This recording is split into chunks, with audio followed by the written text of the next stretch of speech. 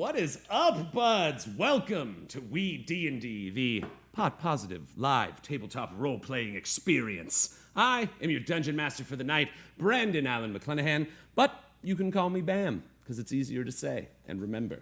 So, let's try it. Like, what's the worst that happens? You're like, Bam, and I don't answer right away. I mean, like, it's a new nickname. Maybe give me some time with it. Just kidding. Anyway, thanks so much to everybody for hanging with us last week. We did an awesome Behind the Greens. If you weren't here last week, it is up on our YouTube channel. Definitely check that out. Nicole Unger came through in a big way. She is our wonderful hostess for that program. It had me, it had Jake, and it had the greatest hype celebration in the history of Twitch. So I highly recommend, if you didn't see it, go check it out because we got a little silly. Thanks for hanging with us through all of our various tech stuff as we've gone through. The internet is battling us. We're fleshing out the newer parts of our studio, and we appreciate you for hanging with us while we do that. We will get this machine running perfect in no time. So I know you guys probably heard enough of me talking because I got high and I talked way too much last in the Behind the Greens. So I'm just going to take this bad boy right here and through the magical powers of the internet, hand it off to my girl, Brenna. Brenna, how are you doing? Hey, buds. Oh my goodness gracious, I'm doing okay, but I want to know what the hell is going to happen. Bruno, the sea serpent here, and I'm just a titter with what the hell is next for me and my friends and my little dude. So I'm going to hand this one over to Abby. Thank you so much. Hey, howdy. Hey, my buds. Oh my goodness, how crazy it was last week. 10 smooth hands, ready to dive in, passing it on to Drew. Let's get into it. Oh, bam! Thank you, baby girl. What's up, buds? Drew, Thoricus. I'm babysitting, y'all. That's a thing that's happening right now. But I just got a radio message from my good buddy that he needs some help over there with a dragon. So I think I might quit this babysitting gig and go kick some ass. Take him to Fucktown, you know what I mean? Come back at me, best friend. This is for you. Loud and clear, best friend. Thank you so much, Drew. And what's up, buds? Welcome back. Jake Taylor. Tricked rogue. And that shit, I see my buddy go into a tent. And that. Seeing red. Let's make this dragon be drag-gone. All right, Gus, let's do this. Yo, appreciate it, Jake. I am Gus, Slayer of Blunts, and tonight I will be playing Divot, who's dead as fuck. So we'll see how that goes. Sending it back to Bam. Oh, I threw the fucking joint. Oh no, but I have another one for just such an occasion. So, Jake, full admittance, we didn't really hear anything you said, but eventually you were wearing red sunglasses, and that we can't even do any better than that. So, thank you guys so much. These are my wonderful people, my favorite folks in the world to play this wonderful game with. And I say we get to our little ritual we like to do around here. Maybe you've heard about it, maybe you haven't, but we like to take a lighter, like this one right here. We like to hold it up in front of our webcams, or just in the air, generally in front of us, around non-flammable things, and we like to go, lighters up. Let's play some fucking D&D, guys! WeeDnD, high fantasy, literally for you and me. So load up bowl and make a roll to take control. WeeDnD.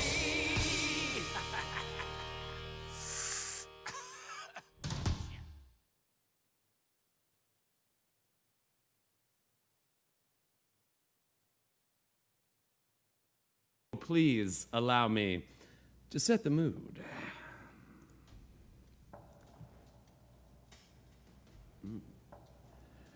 When last we left the Ferocious Five, they had rushed to the aid of the village of Emerella, which was victim of an attack by a pack of green dragons. The battle with the wormlings grew to epic heights. Brunor jumping across the blades of a windmill, Thoricus launching Divot into the fray from a ballista, Tina calling upon her new patron to bolster her allies with powerful life magic. Rial shooting with precision from his hiding places unseen. It seemed the five were once again prepared to taste the sweet taste of victory.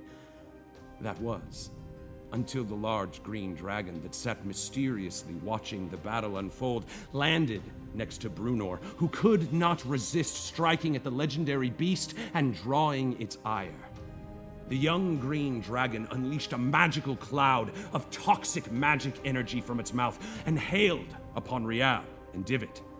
And though Rial was able to dodge away from the brunt of the deadly gas, Divot was trapped within a tent. And having nowhere else to turn, he succumbed to the darkness that overtook him. Torn again through the cosmos, Divot arrived at the feet of the ashen throne of Death himself. It is good to see you again, Divot. Let us begin.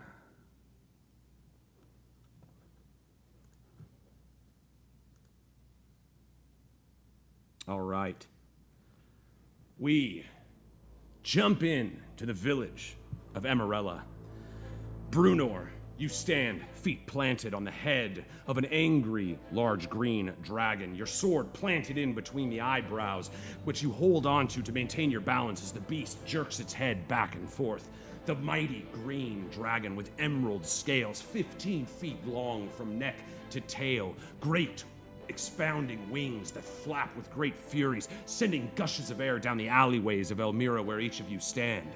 The church burning behind you, caught tinder to fire through the magic of Rial, who now stands right in front of this mighty beast. To his left, the dead corpse of a wormling long since destroyed, and even closer still, Tina Smoothhands, his ally, Life Cleric, standing next to her shimmering spiritual weapon, a golden scythe. Nearby, Thoricus stands near the blacksmith's tent, looking over the shambled body of Tanara, the village blacksmith. A great pool of liquid at her base, but she does seem to be breathing. Another corpse of a dispatched wormling lays on the ground near the side, and in the tent that lays next to him, the body of Divot. Divot, if you recall, the last thing that you remember was shooting through the cosmos, but before that, as the gas filled the tent that you were in and you tried fighting higher and higher to gain your what would become your last breath, you finally succumbed and fell off the top of the boxes, your body landing with a hard thud. Rial, this thud you hear. Your elven ears shift to an alertness, and you hear a strange tumbling sound from the tent behind you. A quick look over your shoulder, you don't see Divot behind you as he was after he rode that giant skeletal hand into the body of this wormling. You look around and you see the village of Emerella, surrounded by the green trees that are synonymous with the Malachite Mountains, and great sheer green cliffs that stand up and cast a looming shadow over the town, the sun still frozen where it has stood through the bulk of this adventure. The city itself sits in a large, scooped outgrowth, so the backdrop of these trees is just these large, perilous mountain peaks littered with trees and greenery, so named for the Malachite Mountains.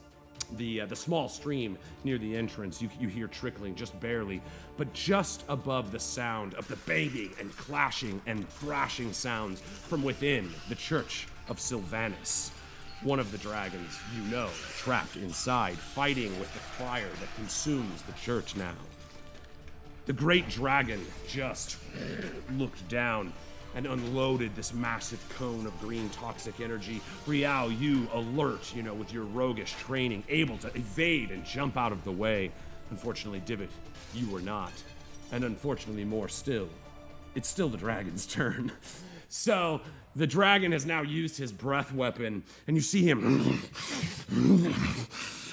looking around, very angry. You hear the crumbling of the roof, where his claws crush the stone and rock and roof plates, where his massive body lands. This massive creature, you've got to imagine he weighs, over a ton.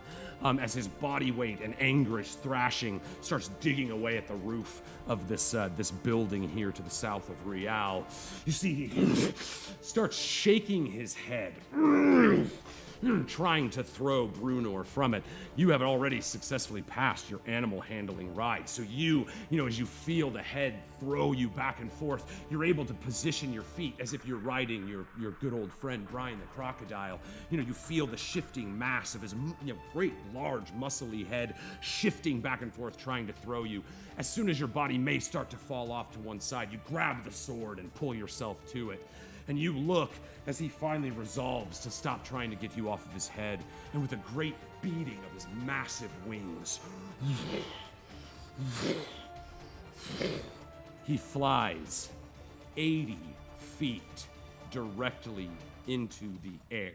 He uses all of his movement and starts flying. Brunor, you feel the air so mighty are his wings and the magic that lifts him. You could feel it almost crushing you down like some G-force on top of it. You brace with the strength of your legs and hold onto the sword for balance as you feel each surge of these flaps bring you higher and higher until you're actually starting to look around the cloud line that sat above the town.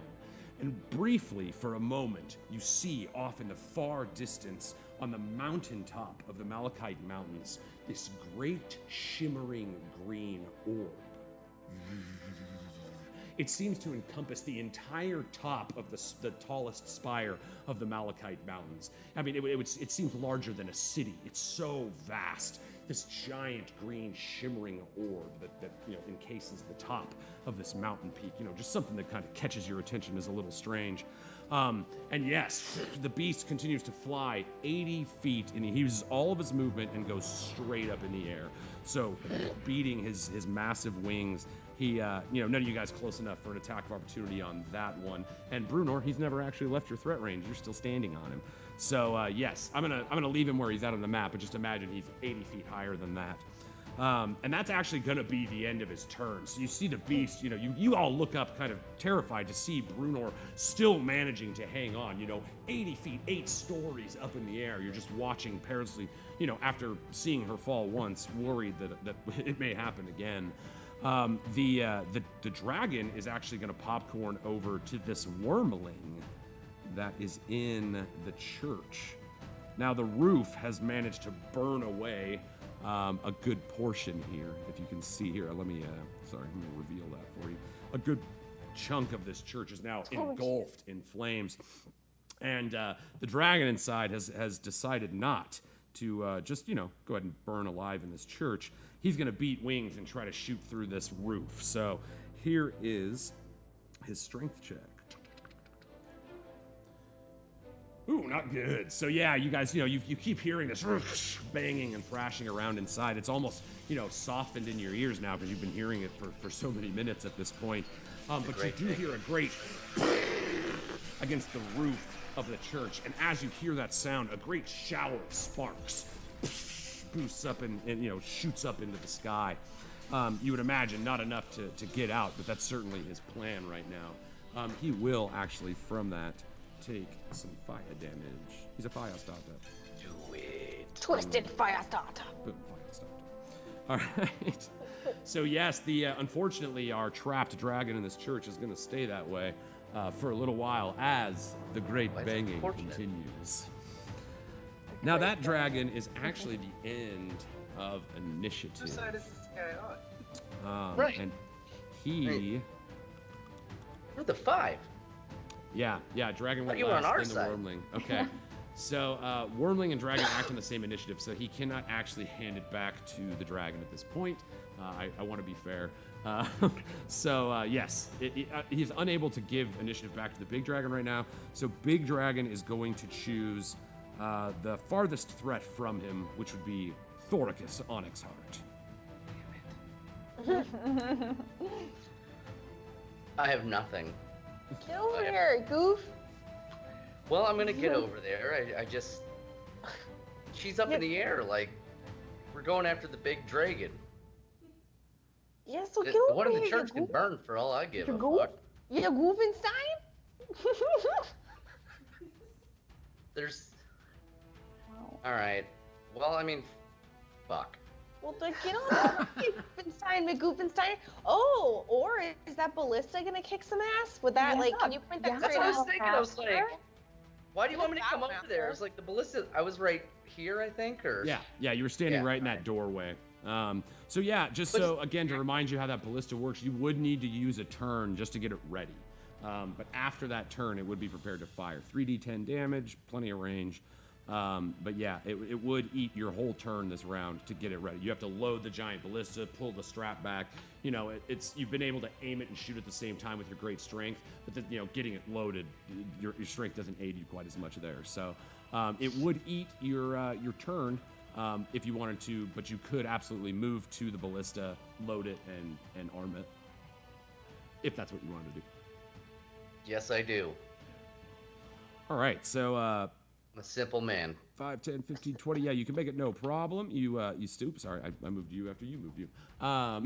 So you're standing at the back here of the ballista, and underneath you see there's 2 bolts left underneath this particular ballista. So, you know, the ballista bolts are rather long. They're about 4-foot spikes shaved down to a sharp point. Like I said, basically a much larger crossbow, but a siege weapon.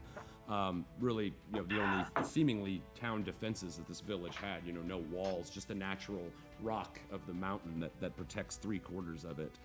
Right. So yeah, you reach down, you know, with you've got the Blightbringer still cursed to your hand, you know, the black onyx stone or obsidian stone that roots the blade into your hand, this cursed axe that you have, and it's a little hard for you, you know, to reach down and like pick something up. You're used to just using your dominant hand and just kind of throwing things around with your massive strength, but you reach down and kind of use the axe to hook the underside of it and kind of awkwardly plunk it down, and then rather than turn the crankshaft on the string, you just hook it with the axe and pull it back and lock it into place. Nice. So yes, It's the good for ballista something. here is now armed Yeah. and prepared to fire. Nice. Prepare to fire. Fire style. Prepare. Why are you preparing? You're always preparing. Just go. Yeah. Can I mean, I know I moved and I did an action. Can I just like yell over to the little boy who's taking care of his dad and be like, "Hey kid, you good? How's your dad doing? What's going on with Yeah, that you over there?" shout over to your north there. You know, Albie sits laying over his wounded father, Kumal. You gave him a healing Albie potion, and you see the father himself, you know, laying there on the ground in kind of like a studded leather armor. Not quite the farmer gear that like Kona or the rest of the villagers that you've seen had. He actually seems to have had a little bit of armor on. Kind of like, you see him kind of wiggling on the ground, and the little boy's shaking him. Thork, as you shout over, you see Albie turns and looks at you, you know, his little tousled brown hair. And he looks back, he's like, he seems to be doing better. He seems to be doing better. And he's just you're kind of like Cockney. That's super happy unfortunate. and, you know, trying to be there for his dad. You see him kind of like fishing around to find like a little ladle of water that he can take from the spring. And which he proceeds to try to just go cup with his hands. You know, he dips his hands in the water, walks over and just kind of spills the water on his father's face. You know, he coughs. Gets him a scoop of water. Yeah, gives him the old water scoop. And but yeah, you can see Kumal coughing, still in pretty bad shape, but no longer unconscious, rolling over Oh, here yeah. under these trees where you told them to hide. Yeah, that was the old Chuck Norris thumbs up right there. Yeah, I'm done. I guess I'm just gonna track this dragon as best I can and adjust the ballista in the meantime. Accordingly. You know, you kind of hook it with that axe, you know, for the arm with the axe on it. You kind of hook the heft of the weight of this large siege weapon, usually operated by more than one person, but so strong are the muscles of Thoricus Onyxheart that he can handle it with ease. Right here. And you kind of just drop your elbow down, you know, and you're kind of sizing it up based on the last shot that you made. Your Battlemaster brain is just running the trajectory. You know, now you know the strength of it. The last thing you shot was Divot. That's probably going to have a different trajectory than this bolt. So you're like recorrecting, you know, the math in your head. So the battlefield tactician worked, that you though. are. It did work. It absolutely worked. And it was so dope. yes, so Thoricus, you kind of got where you're looking up at this beast in the sky and getting ready to fire. But that'll be the end of your turn. Who's up? But until then, I'm just admiring the junk pile that of that dragon. Yeah, you're just looking up at it again, like, man, thank God I did so good on my perception check. Let's see. Ooh. Wait, what are my choices? Anyone that doesn't have a green dot? Yeah, you're top of initiative, so your choices are literally everybody. Does that include Kona?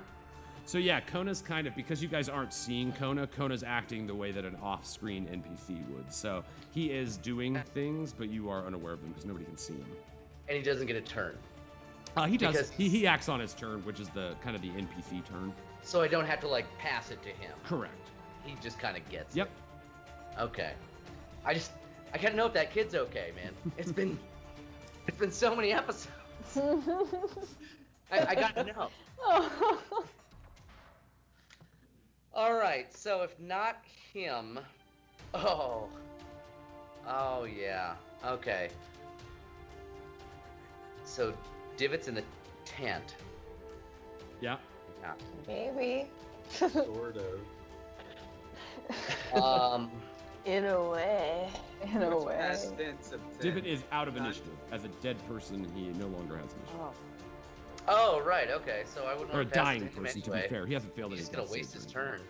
But he will make a death save on his turn, which will kind of be the NPC turn as well. Gotcha. All right. So first two were a bust. Let's Now see. he wants to pass me initiative.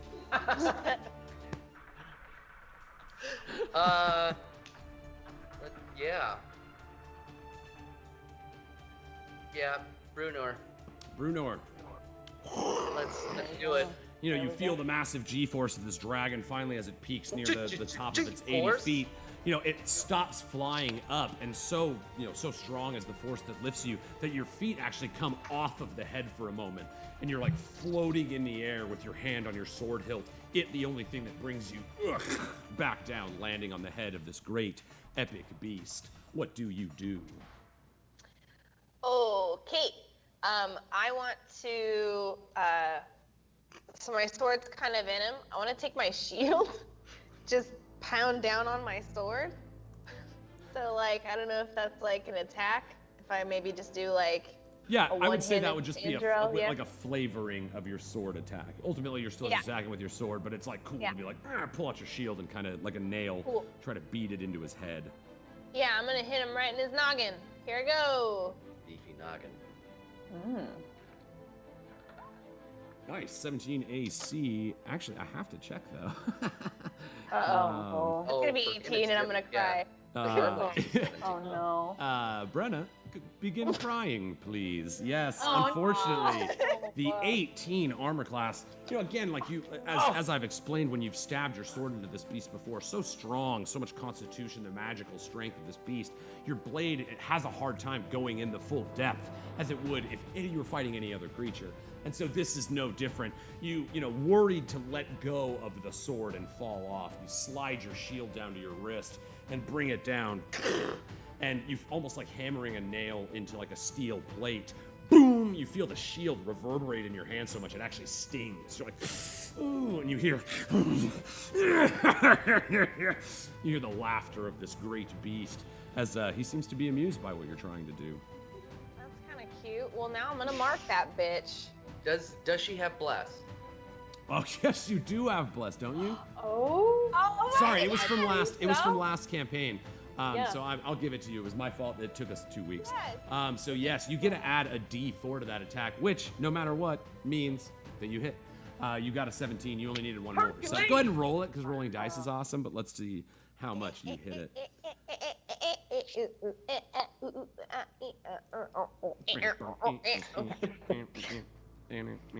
All right. So let me just. Oh go- my god, thank you for reminding me that I was blessed, you guys. Hashtag blessed. Bless you. Too blessed. Bless you. My friends have my back. The All right. 5. 11 damage. Very nice. Hell yeah. Oh yeah. Oh yeah. Hell So- yeah. Them bless. Rather than the reverberating sting of the shield, after the first strike down onto your blade, you're like, man, F this. You bring it down, from 12 o'clock to 6, real heavy, and drive the blade down into the skull. The great beast cries out, and you feel the wings stop floating for a moment. You have to catch yourself again. But you did manage with the magical blade, Angelo, Blade of the Keeper. You managed to do some pretty savage damage. You see some of that green blood starts coming out of the wound where your sword is. And you feel even better that your blade is like embedded in it. Like it's even more of a stable handhold now for you. Cool. Coral thing? So now I'm gonna mark him. Nice. So now that I've hit him, I'm gonna mark that bitch. Alright, And so whenever I mark him, I like to think of it as like you've done it. You've explained it so beautifully, Brandon. But yeah, it's like it comes from the blade, and I'm an elf from the sea, so the shit starts growing out of their skin. It's like a coral that like just kind of like crackles and just starts covering everything. Yes, as you see, where this green liquid starts pooling out from it, as it seems the liquid itself begins to turn into these crystals, which start to shred farther and farther out. They start looking like these weird patterns that grow out in multicolors, but through them, the thematic theme of like a rushing wave just starts growing out of this wound. You hear the beast seeming rather concerned about this growing thorn in its head. Cry out in pain once more. I'll kill you, elf! I'll eat your bones!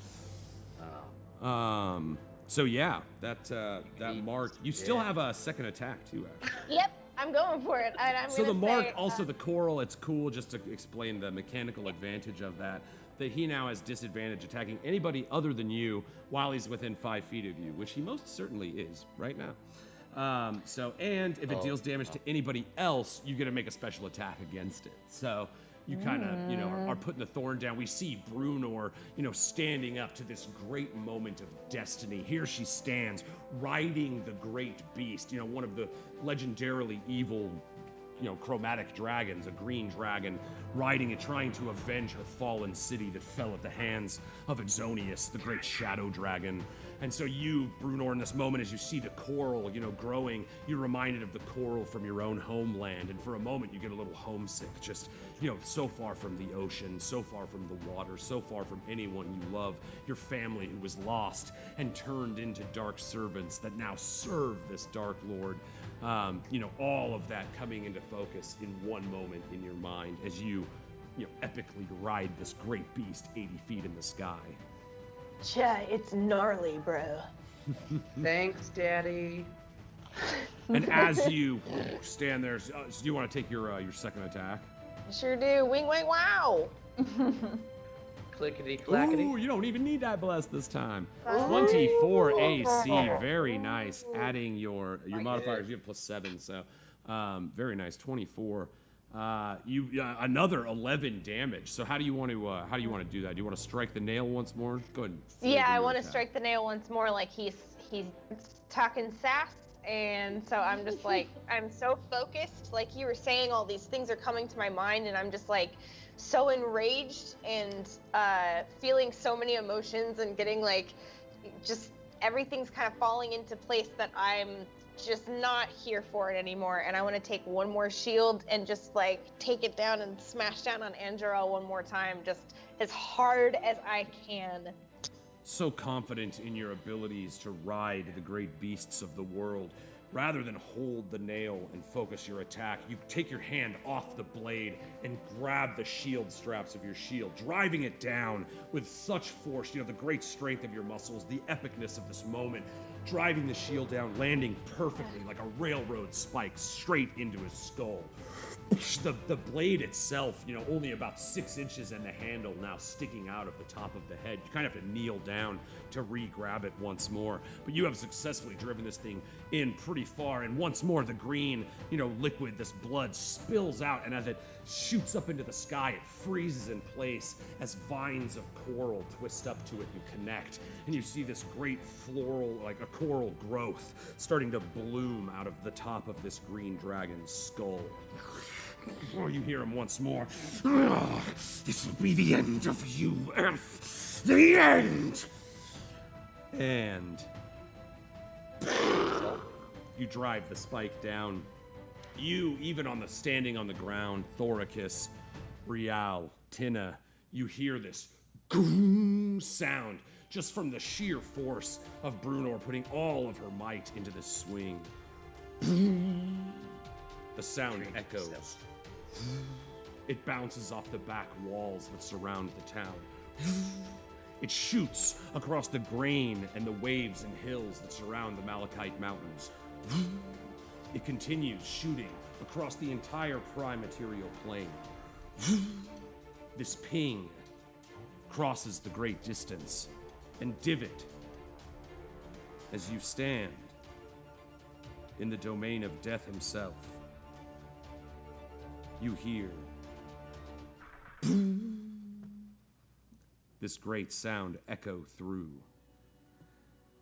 You look up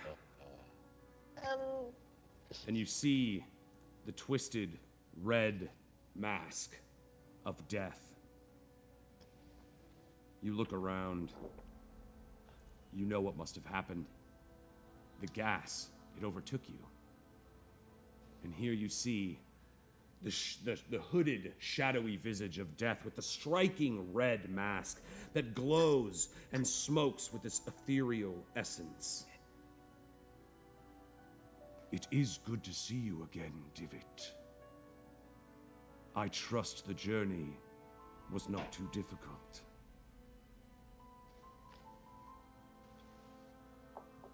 No, I got here pretty easy, actually.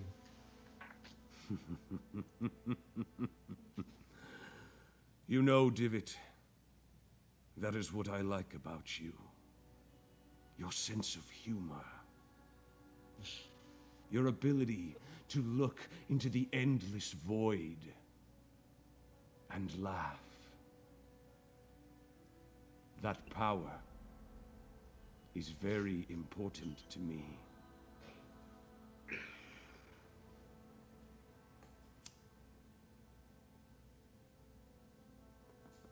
You see, he starts stepping down these steps that appear to be made of materialized ash. The throne of ash that he sat on, wisping away like sawdust in the wind, is just whispering away as he steps off the throne and begins to descend the white powdery steps. Each step on each stone, a small puff of ash.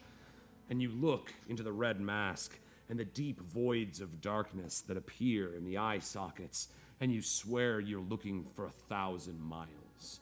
So deep, the endless pit of despair behind the eyes of this mask. I dramatically light a cigar as he's walking down the stairs. Good for you. My favorite way to light a cigar. You pull out, and with your magic, you spark the tip of your thumb and light the end of one of the cigars that you had purchased in the market. You see he stops and looks at you for a moment. Do you understand why you're here?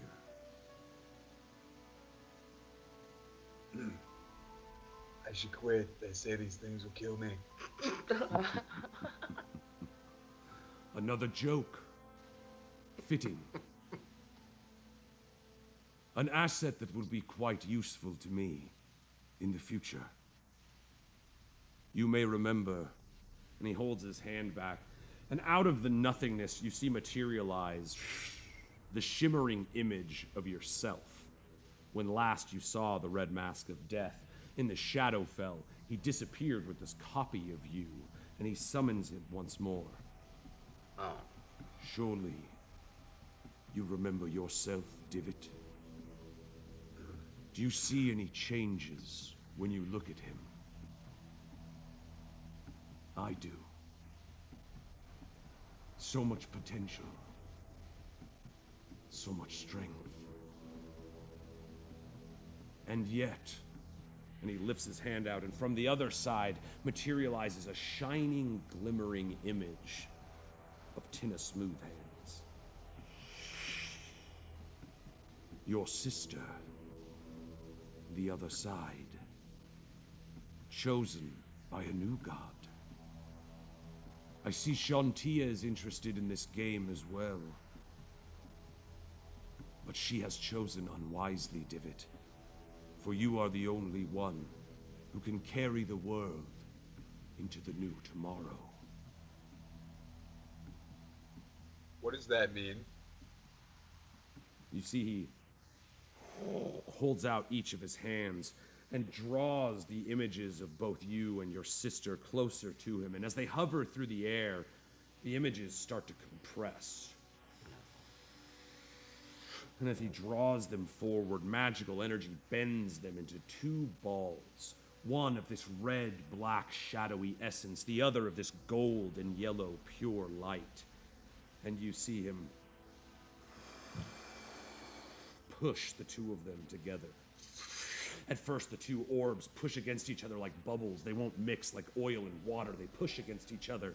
But after a moment, you see the bone hands of his bone hands turn red, the same color as his mask.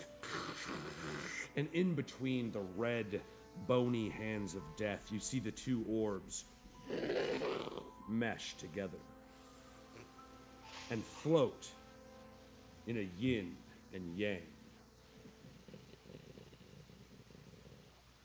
See, he holds his hand out once more and crushes it down, and you see this yin and yang form into the shape of an acorn. He grabs it from before him. Did you hear?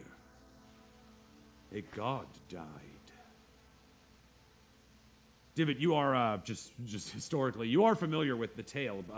According to legend, Greyland Faragor, the king of the Felsworn Keep, was said to have gone into battle with the god Bane and smited him. Somehow managed to trap him in mortal form and killed him. So yeah, you would, especially in the bars and taverns, you know, it's a lot of the buzz that the traveling folk are talking about these days. You are familiar with this. All right, so my response to that would be like, yeah, I've heard about that. Does that have y'all worried? Not me, Divot. But the gods are terrified. Long have I maintained the balance. Long my purpose to cart the souls of mortals to the other side. Never before have I tasted the power of a god. And I will tell you, it overtook me, and I lost my way. But I see an answer in you. There will be much death to come, Divot, and I am no longer suited for this task. I have tasted the greatest feast, and I will not stop until I wet my lips once more. But in you, he holds out the acorn, I shall seed my power, my duty, my obligation to the balance. The acorn floats and is now floating just a mere few inches away from your face, Divot.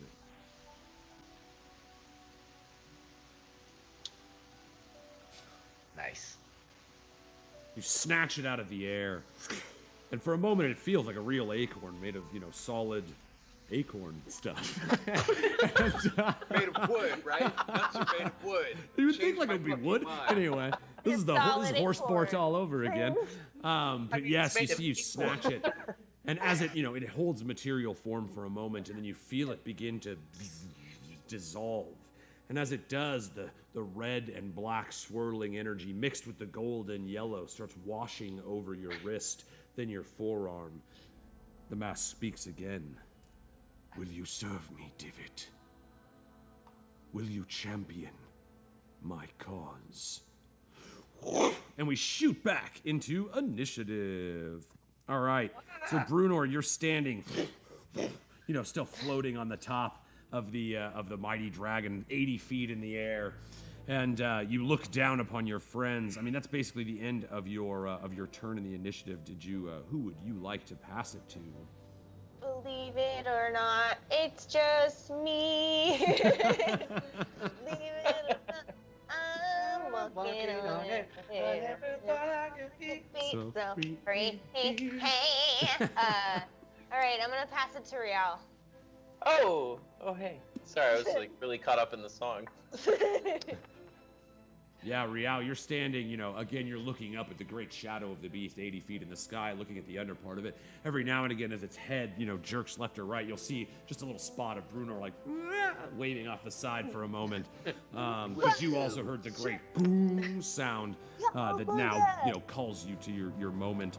Behind you, you still hear the church growing. Each of your turns, that fire does grow more intense. So I'm going to do that.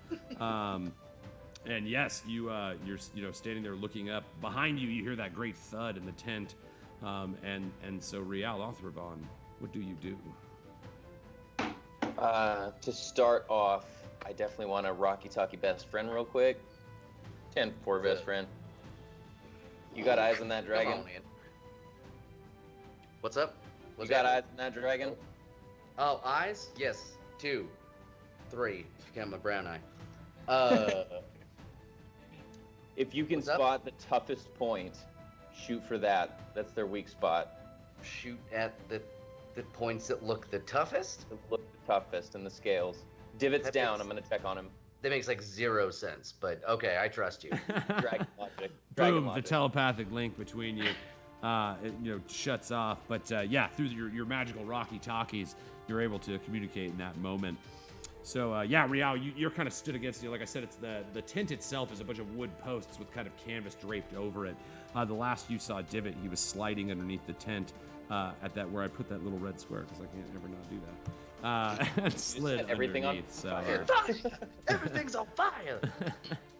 what You're would you like to do, Rial? Twisted fire starter. Fire starter. To prep it, I mean, that's just 10 feet.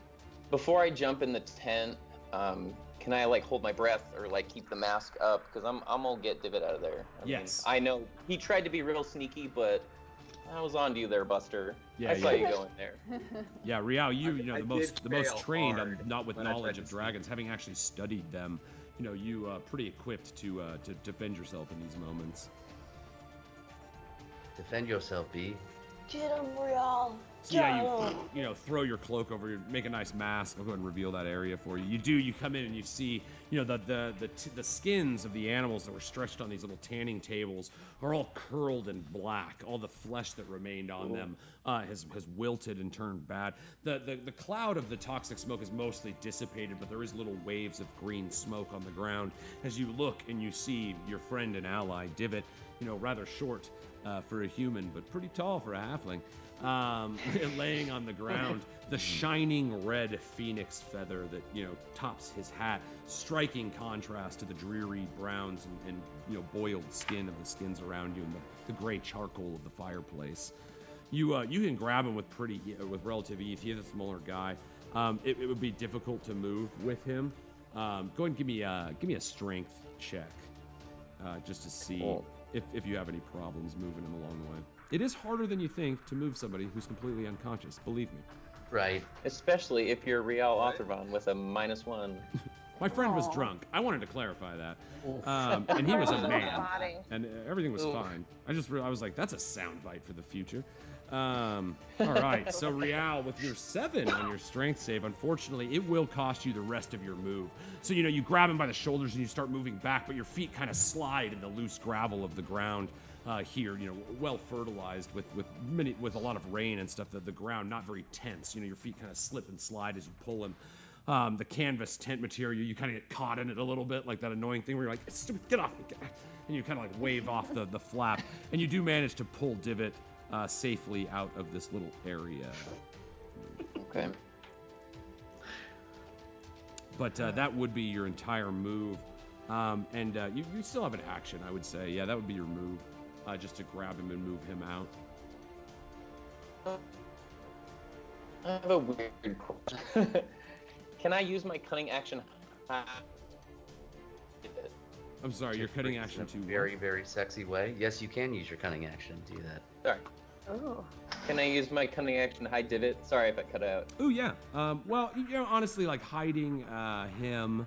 Let's see where you're at. Unfortunately, with the rest of your move, you could kind of leave him in the tent a little bit if you were so inclined. But if you want to pull him out because your move is done, oh no, your cutting action would give you a dash. Yeah, I would let you. You want to move him over here to where do you over by these stools and stuff, or That would be great. Yeah, the benches that Bruno and Tina hid under. Yeah, I just want them to be out of sight in case this thing breaks out of the church. Totally. All right, so yeah, you managed to drag Divot, behind you. Again, your feet kind of sliding, and you're not the strongest guy, so your dexterity doesn't really come into play in this, and you're dragging him back. You managed to slide him underneath this bench right here, and with use of your cunning action, but that does kind of leave you a little exposed. That's fine. I got a bow for that. Oh, okay. I thought your dick was out. No, Again. thank goodness. Wow. I think that's me then, huh? That's about it. Yeah. So who would you like to pass it to? So I want to pass it to Tina Smooth Hands, and I want to at least have made eye contact with her with this whole thing. It's like, okay. Yeah. And I pick up on that energy, and I kind of follow over, and I have a healing word ready for Divot. Yeah. You kind of finger guns this little bolt at him. He's underneath these little things here, but you can see him dead on. You just kind of like kneel down, and you summon again the way that this life energy feels within you. It's like this flowing river that just channels through all of your body, and you call upon it and control it, and it's soft and smooth and nurturing, unlike the jetting sharpness of your former trickery powers.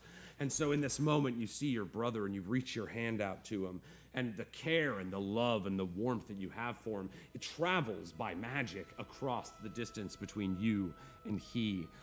You can actually, if you want to run over to him and touch him, you can do that too. If you're going to move to him, I would recommend if you're going to move up to him and heal him, I would say use a healing Cure Wounds. It's a more powerful heal. But if you didn't want to move, you could use Healing Word because it has range.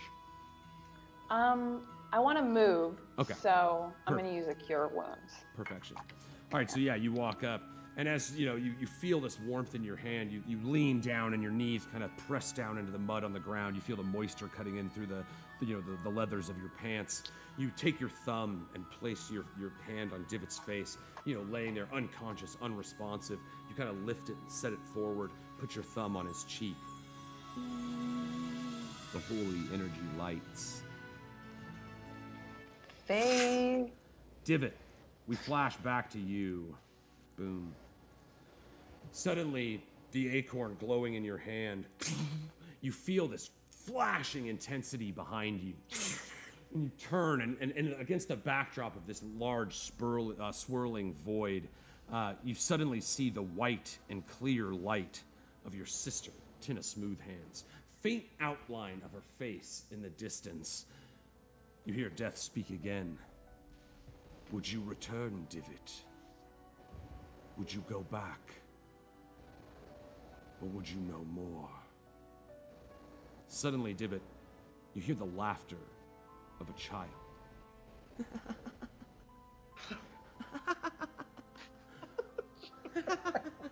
You start looking around, and from a faraway shadow, first you see jump out a small green wormling dragon, running around almost like a puppy would, like prancing rather than running, and not the menacing energy that you saw when you just battled one, but joyfully running around in a circle. And from the shadow behind him steps Tovas, the boy, Kona's son. And he's petting and playing with this wormling that wraps around him with great affection. Another wormling comes out, jumping at him. At first you're afraid, and then you see it playfully land at its side, the boy laughing. You feel the flash again. You feel the draw of the energy slowly fading away. What is your answer, Divot? If I say yes, will you answer a few questions for me? Indeed. Okay. Question. You feel the questions flashlight fade away behind you.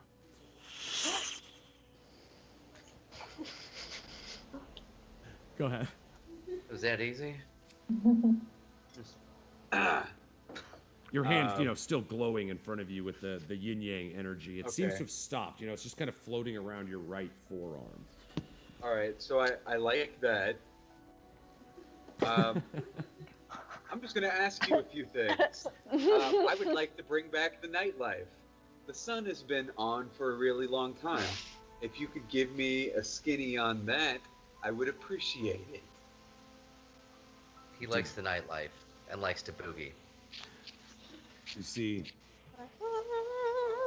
the face tilts. I also want to know what was up with that dragon. I know that boy, but those dragons don't look like the dragons that we met. They do. They look like the wormling green dragons that you met, but happy. Those are dead. They didn't act like them. They do not act like them. So yeah, you see the face, the mask, and the hood of death kind of tilts a little bit as it looks at you, almost perplexedly. Do you not realize that it was you, Divot? It was you who froze the sun in the sky. Do you remember the druid Achaeus? The ritual? Bitch, you thought. Do you remember spiking his drink with your magic mushrooms? And when the wild magic overtook him, how he began to cast rain of death upon the shattered ions? I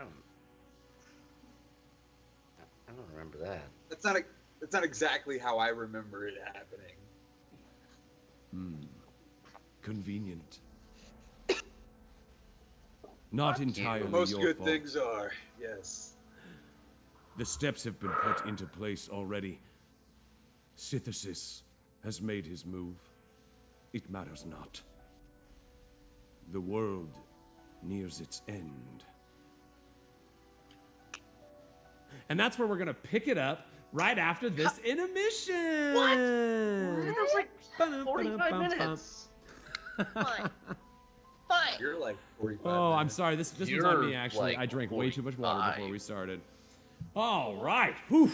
All right, dudes. Stay with us. We are going to jump to a nice little 10-minute intermission here real quick. Definitely hang out. Check out all this awesome music that Sandy Stein so lovingly provides for the show week in and week out. I cannot get enough of it. We are giving out the soundtracks. Make sure that you keep up with Moobot when she's slinging out that soundtrack. Type hashtag WeeDnD into chat right now. Get yourself in that giveaway and get some of these sweet tunes. Check out all the great art that has been submitted by all these awesome buds. And we will see you guys in about 10 minutes. Boom. I'm going to drink more water anyway. Crit sip. Yep. Yeah. Get it. Hydrate. Get it.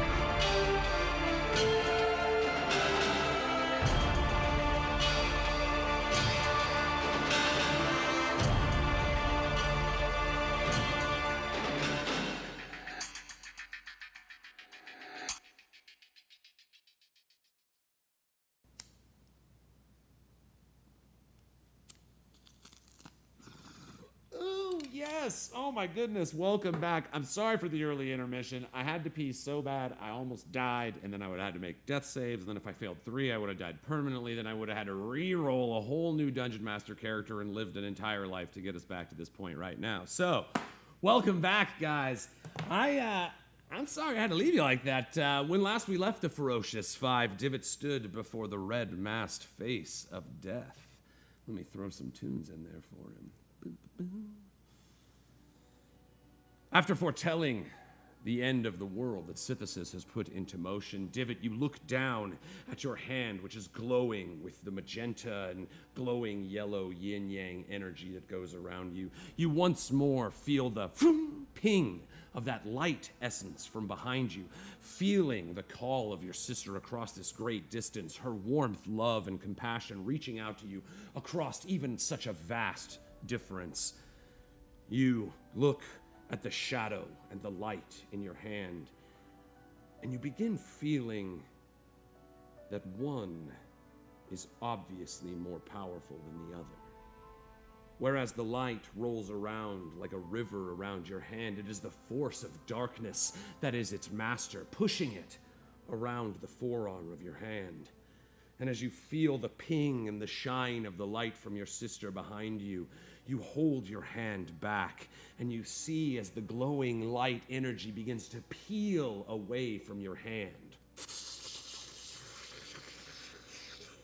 You see as the skin on your hand begins to burn away, the word yes, in shadow emblazoned across your hand in the most magic of markers. Suddenly, the black energy overtakes your forearm. Divot, you begin to feel the pain, the burning intensity of this magic fire as the skin of your arm is melted away. You see as the skin peels and falls away, leaving, the muscle underneath and the ligature. As the fire continues to burn, the muscle peels away from the bone, and you watch as the muscles of your hands drip like a liquid and splash on the ashy ground at your feet. From the elbow to your right hand is now a skeleton arm. He had yes written on his right hand. Yes, I just wanted to make sure I was right. So yes, Divot, you look down. Everybody can unmute.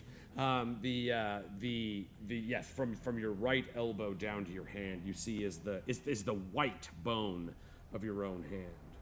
You move it, and even though without muscle, it still beckons to the heat of your mind, and the fingers move as you think them. That's so dope. Wow. You see the purple fire that burns off of your hand fade away, and you're looking at a skeletal hand. You hear the mask of death laugh. So you embrace the darkness. So you embrace the balance. You see, he turns and waves his hand, and the little boy, Tovas, runs up, still standing in the baggy clothes that you saw him last, to grow into, his tousled black hair kind of hanging over his face, as he seems running around in joy, completely unaware of his surroundings. The two green wormlings, snap and bite at him, but in a fun, playful way, as he, manages to run around them in much like a child would in circular fashion, and just makes a small pattern on the ground in front of you. As he moves, you feel your hand, your new skeletal hand, point. And as your fingers lock on the child, he begins wisping like the throne of ash before, vanishing in your direction. You feel his energy and essence flow into your right hand, and your left hand rises. You look, it's empty, and death speaks again. There is always balance, one life for another. This boy was not meant to die today, Divot. but someone in that village was. Bring me the soul of Magnus, the innkeep, and the first of your tests will be through. Divot again, you feel the fly, the force of your body whipping across dimensions. You fall and suddenly hit the ground, your eyes open. Tina, go ahead and cast your cure wounds. Let's see how much, oh, you did, 10, I'm sorry. So Divot, you're back at 10 HP. 10. Not fucking 10. Your eyes open and you see the hand of your sister, Tina Smoothhands, with her thumb on your cheek looking down into your eyes. You see that golden energy that you had cast off seem to be the last thing that brought you back. You feel that wave of balance through you. You look down, Rial, Tina, you as well, in horror, as you see that Divot, from the elbow to the fingertip, just has a skeleton arm. He sits forward and his eyes, that usually shine with brightness and positivity, they seem to have a heaviness about them, as if like shadowy bags hang under his eyes. But you see him stand up, and he waves his hand and snaps his fingers. And you hear shouting from around the windmill. Tovos! Tovos, you're all right! Oh, my dear boy! You hear Kona shouting from around. Something seems to have just happened. That's the end of that round of initiative. Suddenly you hear the banging, the great banging from inside the church. And as the wormling inside is attempting once more to fly through the roof, he does a strength check. Oh, dear. He is not good at this. He again eats some more fire damage. The burning roof, Rial. You can't see it, but you can hear from the cries within that the fire is just burning down on top of this beast as it tries to break through the splintered ceiling of this church, now more consumed with fire than ever, almost half of it overtaken by the flames. But yeah, after the great big bang, that's the full initiative. And again, the big boy goes. All right, so Brunor, he is actually going to attempt to throw you off. So this is going to be a strength check. Again, it's just a contesting strength. You can actually use animal handling in this instance if it's better for you. I would allow that. You do have your hand still on the handle, but he is going to try to throw you off while he checks to see if his breath weapon recharges. My strength. Oh, it does! Oh, crap. Okay. No. Well, my strength is higher, so I'm gonna do my strength. All right. Here we go. Let me go to his character sheet. I'm not exactly positive. I think he has this one. Oh no. Here we go. Anything else? Well, that doesn't count for. 14, nice. So your 18 does beat his 14. You see him. I said I'll be rid of you, elf. He throws his head back, and your feet come off of his forehead for a moment, and you're kind of just like holding on to the handle of the blade while your feet whip back behind you. But almost like a sweet kickflip that you've landed with Brian before, you quickly pull your feet back down and land firmly on his head as he attempts to dive. Suddenly, again, as your feet land, you feel the weight of this dragon drop below him as he begins plummeting toward the ground. Those of you looking up see this burning swirl of green magic once more. Thoricus. He starts flying down at you, seeing this giant ballista aimed at him, and he's gonna unload with his breath weapon. Go ahead and give me bad D20 skills there. Here we go. I marked him too, so that little son of a bitch. That's true. So on his attacks, unfortunately, breath weapon's like a magical ability. So, but you do. You need a DC 13 Constitution save. I will need a what and a what? A DC 13 Constitution save. So I have to roll a Constitution save that is better than 13? Yes. Thank you. I'm super high. True is Nice. Nice, 21. So you do still That'll do take it. half damage, however. You take 15 poison damage. You know, you're not able to completely cover your Wait. face as this wave of toxic energy comes down. What was that? As a dwarf, don't I have Oh. resistance? Poison resistance? Do you have resistance to poison? God, I'm not familiar. I can't remember right off the head. Hold on, let me. Oh god, dang it. Mm. It was right there. I saw it. Okay. Boom. Yeah, dwarf Advantage. resistance. Well- You have advantage on saving throws. So you know had you Oh, I already passed it though. yeah, you already passed it. So and you shit. yeah, and you have a resistance to poison, so you take half damage from that. So you actually only take 7 out of 15. Nice. Yeah. 7 damage. As this Nice. swirling green cloud of burning gas kind of goes at you, and you waft it away with your thick, strong dwarven hand, the one that's not attached to an axe, and the cloud kind of dissolves away from you. But yeah, you take 7 poison damage. Brunor, just so you know, you're only about 20 feet from the ground now. He came down about 60 feet. Oh, hell yeah. You do manage to hold. He was unable to toss you off, and he's put himself a little closer. You know, he's floating right over the top of this canvas tent here in the middle, and that is the end of his turn. So he's going to give it. Ooh, he doesn't really have a good choice here, does he? Sucks to suck. He's going to give it to. Yeah, he's not going to give it to Thoricus. I mean, it's going to go to him anyway. Thoricus, it's on you. All right. So, big boy's already landed. He's 20 feet in the air. He's 20 feet above the canvas tent. He's like floating. He didn't have the full move, but he had the 30 feet extra with his cone, so he couldn't move the full 80 feet. He came down about 60 feet and a little bit towards you and then shot the cone at you. But he's right there. Why? What the fuck did I ever do to him? You pointed Well, a giant it's his ballista problem. at him. You know what? Yeah. Yep. Yeah. He's an Yeah, intelligent you did. creature. He knows what's up. He's not like, oh, I wonder what he's doing with that ballista down there. It'll probably be a Yeah. lot of fun. But what he doesn't know is what I'm gonna do to his corpse afterwards. Uh-oh. No. Welcome. Uh-oh. Okay. Now you know why I was looking at that penis. Oh. Dragon penis sells for a bunch of gold. Sometimes Bobby, you even might not platinum, know Joe depending on Rogan. the size and armor of the penis. Oh. Bet you didn't know that. I'm a dragon penis expert. It's the one part of dragon anatomy that he has studied studiously. Just it? every Why you week brat in his me? tent, his advisors would come in and be like, "What are you doing? Why are you focusing on such a strange, specific detail?" But he knew this moment would come, and here he stands before an adequate dragon dom.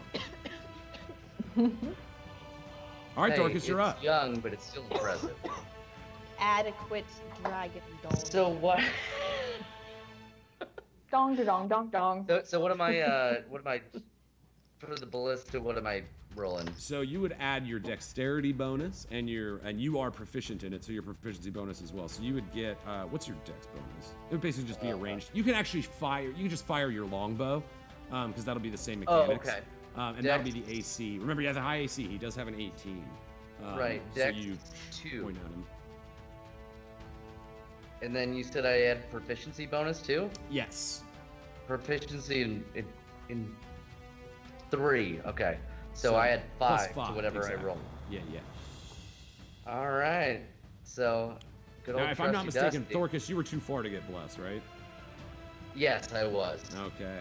So yeah, unfortunately, with a 16 AC, you know the choking fog and gas that bites at you, you wave it away with one hand, and with your axe hand, you attempt to operate the firing mechanism. Seeing your chance, the beast in front of you at last, you pull the trigger. The bolt flies, and you see the dragon with great alacrity spin his wings, Love and he that does word. a barrel roll, does a full 180 barrel roll. Brunor, you watch as your feet fall, and you're holding onto the blade as he spins back, and you land on your feet again.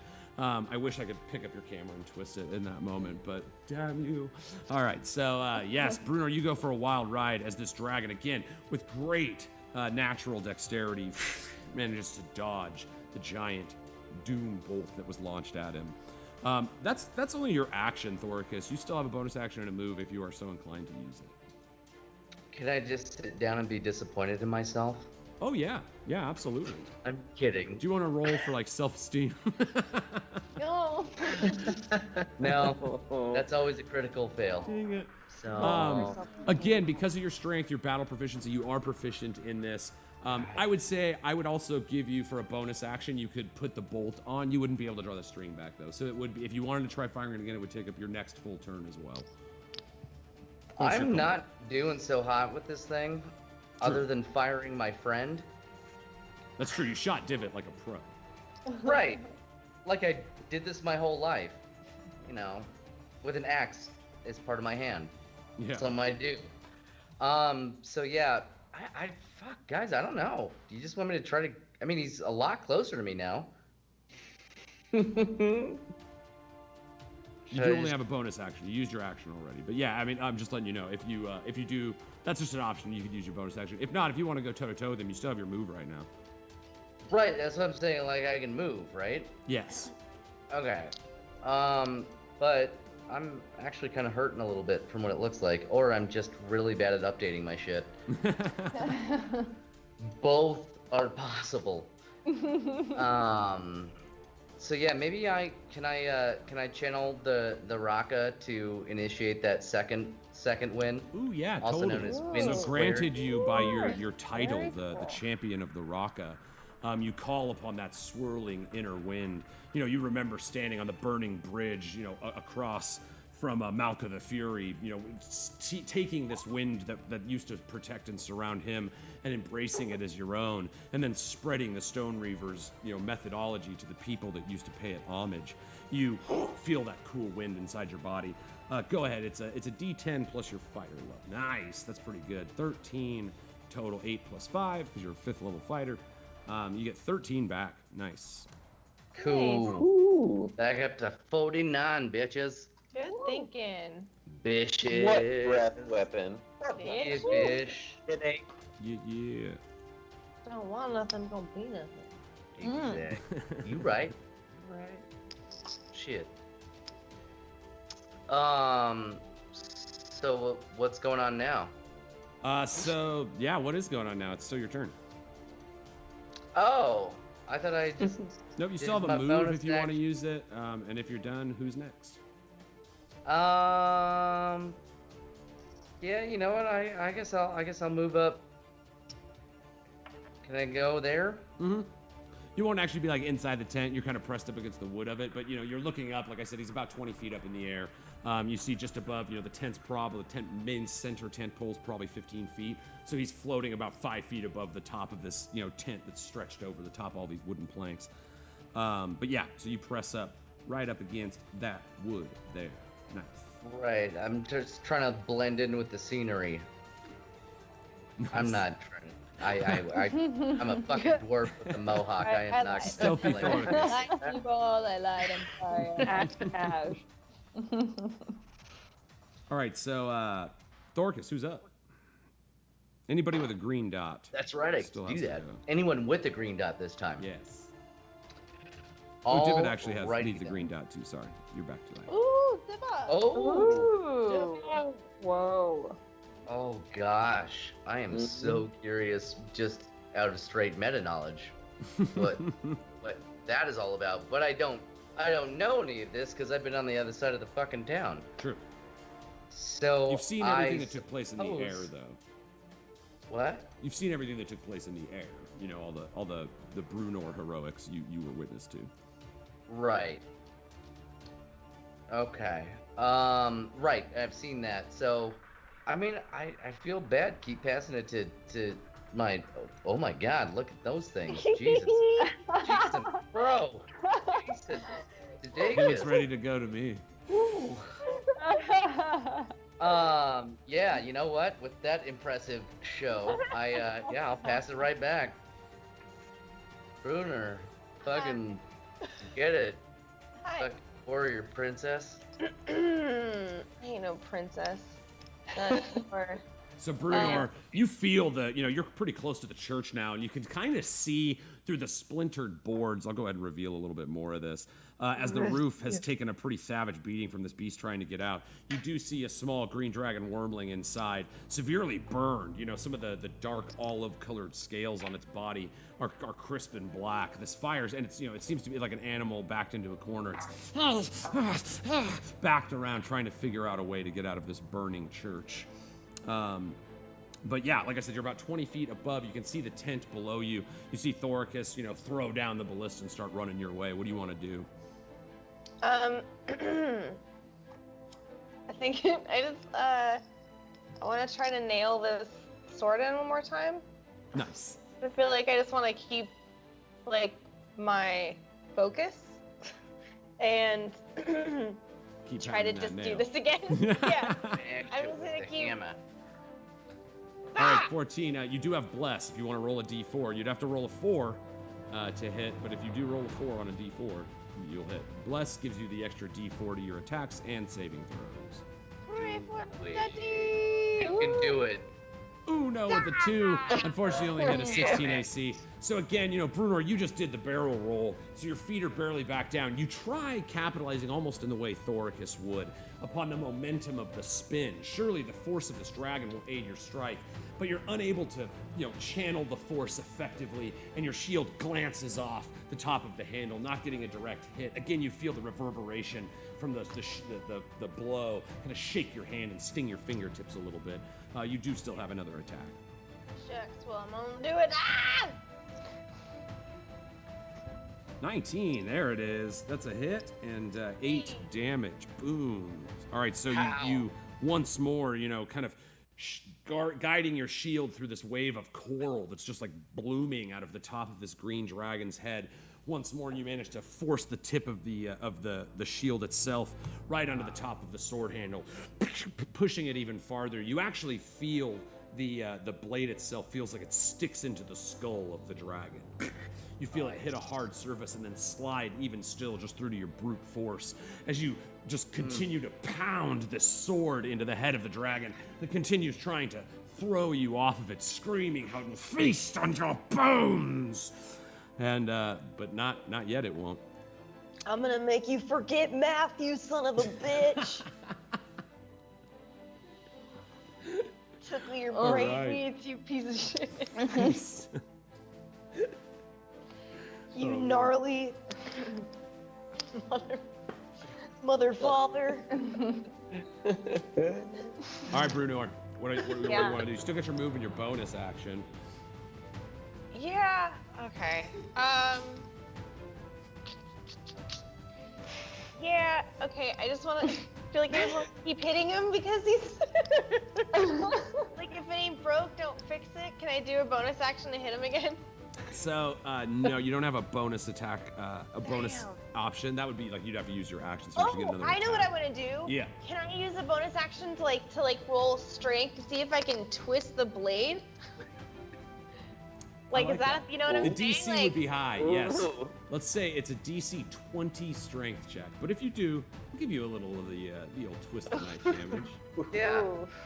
I'm gonna brain this give her guy. I mean, you're just D4. braining this thing. Yeah, I gotta give you something. Yeah, I Give her just want to. D4.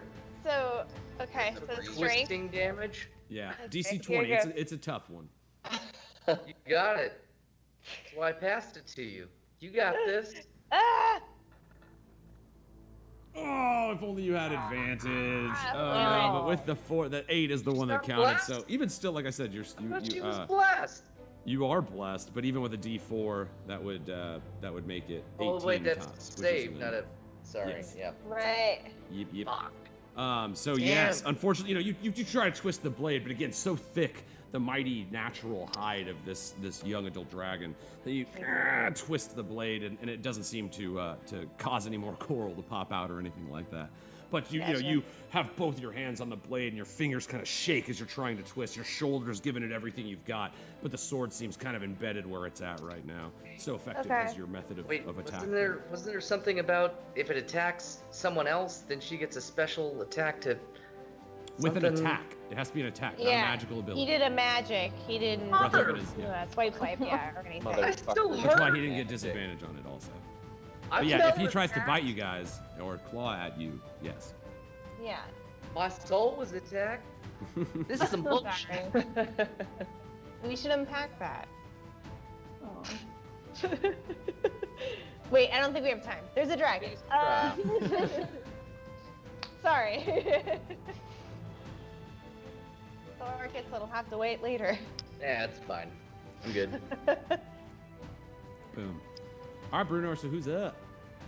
I'm gonna give it on over to Tina. All right. Tina, you see, laying before you, or no, he stood up, standing before you, the body of Divot, but again, strangely skeletal arm from the elbow up. Perhaps not the time to get that answer, but certainly striking to you in this moment as you feel and hear the sound of this great magical beast towering down on Thoricus behind you. You kind of turn and see as the cone blows and the flaps of this great beast's wings kind of blow dust through the alleyways of the city of Emerella where you stand. What do you do? I'm absolutely horrified by what I just saw with Divot, but now is not the time to deal with this. Do I hear what's going on in the church with the wormling in there? Do I? Yes, yeah. Everybody pretty much that's in pretty close proximity to this building. You've heard, not only have you heard the beast thrashing around inside, but you've heard him slamming against the roof, and you've seen like splinters and ash shoot up each time as if he's trying to get out. But yeah, that is what you have heard. Some may have called it a great banging. Some might Yeah. have called I it. think I think it might be time to perhaps deal with this great banging. I want to take hold of my spiritual weapon that I'm still wielding, and I believe the wormling is somewhat in range if I move forward a bit. Can you, the distance on spiritual weapon is, I think it's 60 feet, or is it 20 feet with a bonus action? Let me double 20 check feet that. movement. Yeah, so the dragon, unfortunately, is 20 feet in the air and that far away from you. You could move it. It'd be about halfway to him right now if you wanted to Oh, just to I'm get close. talking about the wormling in the church. Oh. Let's Yeah. see. 5, 10, 15. Yeah, you could get, are you trying to, like, have it attack the roof and help him out? Yeah. Okay. All right, yeah. Go ahead and give me your spiritual weapon attack. And, it has a certain amount of natural resistance, but yeah, you see it comes down kind of like right here in the center where the flames have spread, and the beast has tried to bust into it a couple times, and so it's trying to kind of split and break a little bit of the wood, helping this creature get out. All right, and then I'm just gonna cast it. Boom. Sometimes it takes a minute. Roll 20. Nice, 8 damage, 17 AC. That's all good enough. 5. Boom. So yeah, you do see it manages to. Well, you don't see it because it's on the top of the roof, but you told it what to do, so you're imagining that it achieved its goal.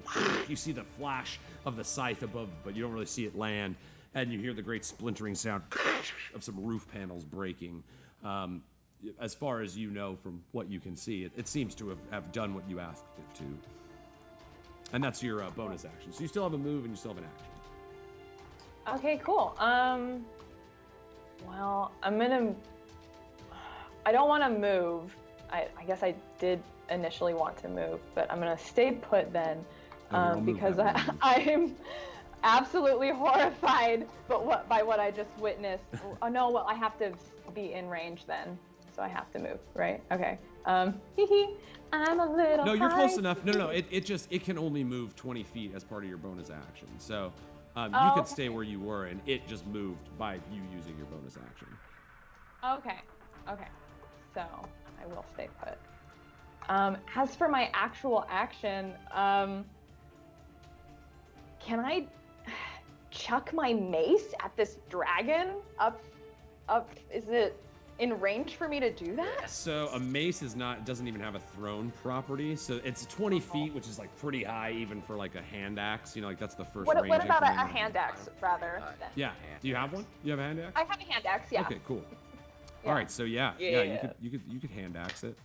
All right. A 20 AC, nice. Nice. Okay. So dope, yeah. Dealing 7 slashing damage. Let me. Nice. You quickly kind of like usher your spiritual weapon up to the roof, and you hear the crushing sound, and then you look down at the skeleton hand of your brother and cast it aside quickly and turn around with a hand axe and just chuck it at this big massive beast in front of you. It's still, as far as like all these things are happening at the same time, it's still recovering from Thoris's attack and doesn't manage to see the axe flying from behind it. And it lands, split like right in the center of it where the spines go up the tail, cutting into a thick chunk of meat and dealing 7 points of slashing damage. Nice. You see it is bleeding. It's more of that green blood spilling out of the wound. Take that. Smooth light axe. Nice. Nice. Damn. No one makes me bleed my own blood. And I don't want to move, so I think that's it for me. All right, so Timmy, you are done. Anybody that still has a green dot still gets to I'm go. gonna pass it to Riel. Get it? Yeah. All right, let's do this. Riel, you also, looking through your rose-tinted glasses, you see this, this skeletal hand in front of you of Divot. You as well, just like after having just drug him out of this tent, this like sudden change in development is rather strange. But you also feel the impending force of these flapping wings behind you. It's exactly that. My glance goes from like, whoa, but then hear this entire fucking dragon dropping out of the sky. A ballista missed. I saw an axe go for it. 26 AC.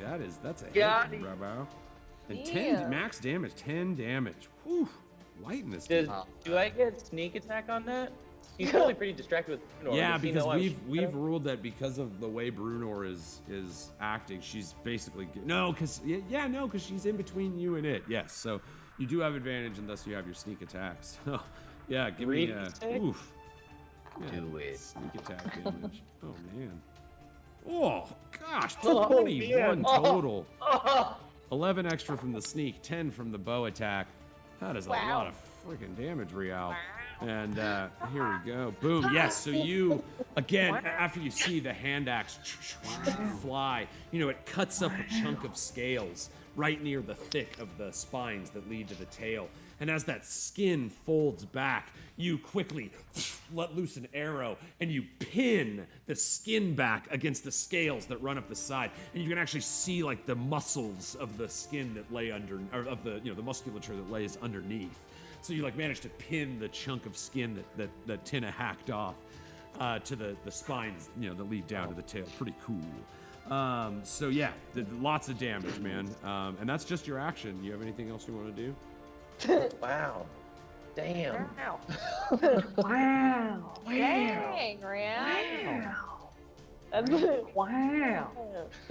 Gnarly. When like shit happens where everyone turns into animals. Oh yeah. Wow. Wait, no. Wow. Am I able to give Divot a healing potion? So yeah, bonus actions is how we rule a potion use, and he's within range. So yes, you absolutely can.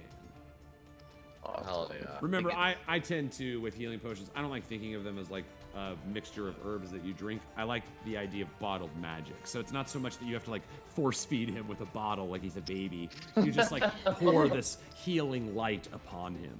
You kind of shake it up in the bottle, but it's you got to shake it to activate it, and then the colors mix inside, and then you pour it on his. You try it first, like pour it on the skeleton part of his hand. Like, is this what you need, bro? So yeah, that is 2d4 plus 4. 2d4. All right. I'm sure rules is all over this right now. Yeah. Is there Yeah, no we bone have acknowledged that exemption? we do. It's a homebrew that potions are a bonus action, a widely Oh, accepted you one and- to be fair. You and rules nice. explain? Agree? 3 and a 4, and plus he just doesn't mind as long as we declare that it's homebrew. Yeah. So yeah, this is one of those instances. That's But fair. rolling hot, Rial, you came through with a 4 and a 3, making 7 plus the 4 is 11 healing. Divot, you get 11 more healing Damn. as Rial attempts to cure this, skeletal wound. You watch as the healing energy restores the nicks and cuts upon Divot's frame, and you see some of the gauntness draw away from his face. However, the skeleton hand remains. Can I splash it on him, like, not splash it, but like empty the potion on him, like super nervous? I like pull off that shot and I'm like, on the bone hand. Just keep Oh god! Yeah, it's like trying to hold a fish. It keeps popping out of your hands. Yeah, totally. So yes, Divot, you get 11 more. Look at him. Anything else, Rial? I'm passing it Divot's way, actually. So Divot, the recipient of a lot of magic and being away from the fray for so long, you wake up and here you are back in it once more. You know, you look down, and unlike the others, when you look down at your skeletal hand, you see it gleaming with this red fire. And as you try to kind of summon it the way you do your bardic magic, you don't quite seem to know how to control it yet. But you see these burning purple and black flames that kind of go around it as you please. Woo! I put my bony hand on Rial's shoulder. Can we never call it a bony hand again, though? Rial, you feel the strange touch of skeletal fingertips as each one of them wraps around your shoulder. Talk about a chill touch. I look deep in his eyes and I say, "It's good to be back." And then I look at him a little weird and I'm like, "Things have been getting strange." And I think I'm just gonna lean into it. Yep. And then I pull up my crossbow that's got my magic arrow. That you got Dipped completely it. legally. Dipped in mushroom juice. And Oh I want to point it at this dragon. And I want to try to shoot him right in his big meaty part, like Oh my god. close to the heart, because that's where the drugs get you quickest. Oh. All Okay, right. I was like, As any DM understands dragon when he dick. gives a We are out player a a lot of magical money. mushroom arrow, this is the time that it would be used. Yeah. So Divot, guess yeah, bro, so. welcome to D&D. You can attempt to do that all you like. Let us see, my God. however, what the dice decide. Oh, Now, Lord. Oh, man. Yep, no, she didn't take any Oh. damage, so your bless would still remain. You didn't actually. No, you dropped to 0, so you lose your buffs. So yeah, you don't have bless right now. Yikes. But yeah, 18 armor class. I'm gonna give it to you straight. You need to hit him with an 18. All right. Come on, Dylon. 24 Oh! for Awesome. 6 Because he damage. spits hot fire. Oh my god. Woo! Hot diggity All right. damn. So he's gonna get a Constitution saving throw right now. As you fire the arrow tipped in the mushrooms that you found on the road toward the Malachite Mountains, you dug the bolt through the ridges on the bottom side and loaded it thick with these strange mushrooms that appeared out of place. Once more, bringing mushrooms into the play of destiny, you aim at this beast, let loose, and it lands. Here we go. Here's a Constitution saving throw. It's a DC 20. Someone, If he gets huge, He I swear to God. passes.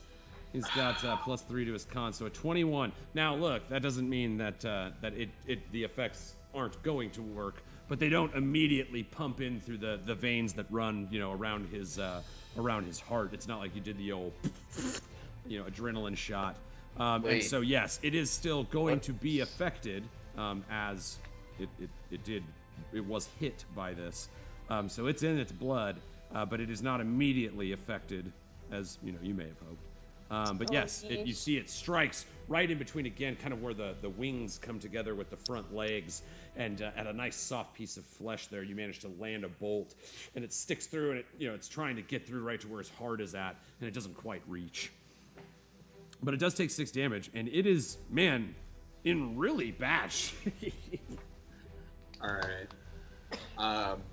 I would like to, as my bonus action, cast Mantle of Inspiration. Yes. All right. Bringing out the mantle. So what's the appearance? This is my favorite Okay, part of David's Mantle of Inspiration. I would like to Dope, be. y'all. I want to be the six-eyed bear, and I want to be all death-like, and I want to be as large as you will let me be. Oh my god. Cast it Oh for my me because I God. just want to see. I'll probably give you something depending on haunchness, of course. Rule of cool you a little there. I just want to see what the parameters of the actual mantle are. Did it go through when I did it? It did not. Here, I can just take a peek. It's probably loading. It's probably loading. There There we it go. goes. Yeah, roll 20. There it is. All right, so you grant yourself a wondrous appearance. They all see you, creature without provoking. All right, I will let you go up a size. You have to, move out from where you're at because you're still kind of like standing near these benches here, and you'll take up more space than your friends will allow you. You're kind of like pinned in right there. But if you want to like move over there, say, you will grow to a large size. You'll take up 4 squares. Cool. All right, sick. Oh yeah. And then remember, Oh, when you do, you choose a number of creatures that you can see who can see you. So right now, realistically, that would be Brunor, Tina, and Rial. Those people can they all get 5 temporary hit points, and each of you can now use your reaction to move up to your speed without provoking attacks of opportunity, which you are all in threat range of the dragon right now, just so you know. No, yes, no, I'm sorry, he's flying 20 feet in the air. No, he's Am not. I'm not allowed to use that on myself because there isn't someone else, am I? Correct. Yeah, you get the benefit of the wondrous appearance. Right. And I'm out of range. You Again? cannot see Divot right now. He's on the other side. We said the tent was 15 feet tall at the middle, so like through the canvas, you You can't said see. that. I never agreed to that. He goes in and like Dorcas. edits the map. I'm like, dude, he stole the powers. I don't know what I'm doing. Hi. So yes, just if you guys happened? want to right now, each of you, Rial and Tina and Brunor, you all get 5 temporary hit points. And then as well, if you want to use your reaction, you can move without provoking attack of opportunity. I Hell don't yeah. want to move. As you see this giant, massive, I'm going to move you over there and just make you big. Big divot. I got to come up with a 6-eyed bear token. I apologize. I've not done that. Oh, man. But man, big divot. You see the 6-eyed bear, from several various he's big. encounters grow before you, inspiring each of you for your temporary hit points. And did Rial or Tina, did either of you want to move? No. I don't want to move. I don't think. No. Okay. All right. Yeah, same. All right. So Divot, that is your. I think that's the end of your turn, right? Yes. All right. What a Can get turn real it was. Yeah, but that was a dope turn, though. Yeah. That was My a dope goodness, turn. yeah. Him get real big. I know he's big. Him big. Him big now. All right. It's me so- little, then how come this? Then how come? Yes, sí se puede. All right. So we are at the top of initiative again. Divot, who's up? All right. So that would be anybody, including anybody on our team and them. That is true. This is where Anybody. popcorn sucks if you're just one guy. And the does that also include the NPCs, or are they doing their own thing? The NPCs are all acting accordingly right now. You still hear Kona crying with tears of happiness. Divot, you kind of know what's up with that. When you snapped your fingers, that ball of light that was in your hand that you drew from the essence of Tovus disappeared and went behind you. And so, you kind of recall the harrowing voice of death whispering at you that in exchange, he required the soul of Magnus, the innkeeper. Right. Sucks to suck. Let me ask you this, and maybe I should just know this. Am I allowed to just pass it to myself and start? You can't. You cannot back to back. That's why, like, the dragon Of course, can also yeah. do that to you guys. I feel like that might be a little unfair to turn around and give yourself 2 turns in a row as a Why? pretty significant advantage. Because that would be sick. Okay, all right. So just based on where everybody is, I feel like I've got to give it to Brenor, right? Because if she hadn't been so close, I might have tried to attack the dragon more directly, but I don't want to like friendly fire. You know what I mean? So over to her. Nice. All right, so Damn. Brunor, you're riding. You've heard this beast cry out as several things, that you're not really necessarily paying attention to, trying to mind yourself and stay on the top of this thrashing beast. You hear it cry out in pain several times as it's attacked by your allies from behind. You center yourself, one hand still on the handle of the blade. Angerel, the golden or the green runes that glow on the side, completely buried inside the head of this dragon that you're riding. What do you do? So you said that I've hit skull now. Yes. Is there still space left between the hilt and the? Yes. And You've the- got about yeah? 4 inches. Like a good. That's so Plenty. big. Yeah. That's so Like much. a girthy 4. That's really so much, you guys. Yeah. How will I ever? Half a soda can. How will I ever do? I smash it. Smash it with a hammer. With Yeah, you 21 do. AC, you strike with the magical blade Angerel embedded in the head of this dragon, which floats 20 feet in the air. You see, as you look down, it cocks its head back a little bit, Brunor, and you look down into its eyes, and for a moment you see its pupils go and get real big, and you see the tongue in his mouth just kind of flops. And he's like looking up at you with this bewildered look right before you strike. Brunor, what do you do? This does it. This it had 7 hit points left and you did 9. Give it me! Oh, Brunor, man. you stand atop the head of Daddy! this great magical beast. Hit me, Give girl. it to him, Daddy. Damn. So I make Uh-huh, eye contact damn. with it. I'm doing this. I can feel the energy of the 5. And I can feel the energy of my history and of trying to get big and bad enough and get a team together that would kill Exonius. And as soon as I saw this dragon, I was like, this is my test. So I'm looking at this dragon and I make eye contact with it. And kind of like a hunter in the woods with a deer, like where they make eye contact with it right as they release the arrow or like let off the shot of the rifle or whatever. It's one of those like, I've made peace with you.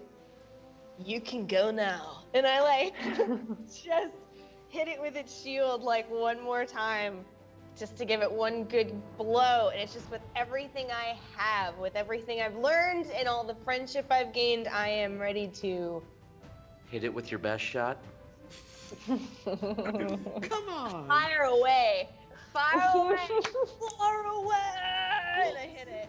All right, Brunor. You feel your destiny before you in a blow. You look down at the handle. You see the coral pattern spreading out, reaching up like 3 feet. It's all around you now. You've created almost like a cup of coral that's branching out the head of this beast, trying to shake you away. It turns its head to one side as you go to make your blow, and you're, for a moment, thrown off balance. You find your feet make ground on the coral that's grown off of one side, and you begin to run up the side. You jump into the air and throw your shield down. It lands. You see the blade push in just a little bit more, but you are floating 30 feet in the air. You feel the wave of the ocean, the bloodline of your people pushing down on you as you drive down and land feet first on the shield. You land, and you feel as Angerel, Blade of the Keeper, blows out the bottom of his face. All you guys look up, and you see as Brunor lands, this wave of coral just shoots out. And the sword is driven through with such strength that you see the floppy tongue just severed by the blade and fall away as the sword is pushed completely through, piercing out the bottom of the neck and throat jaw area of the 2 rows of teeth as this dragon breathes its last breath. It falls Bruno, make a dexterity saving throw. Well,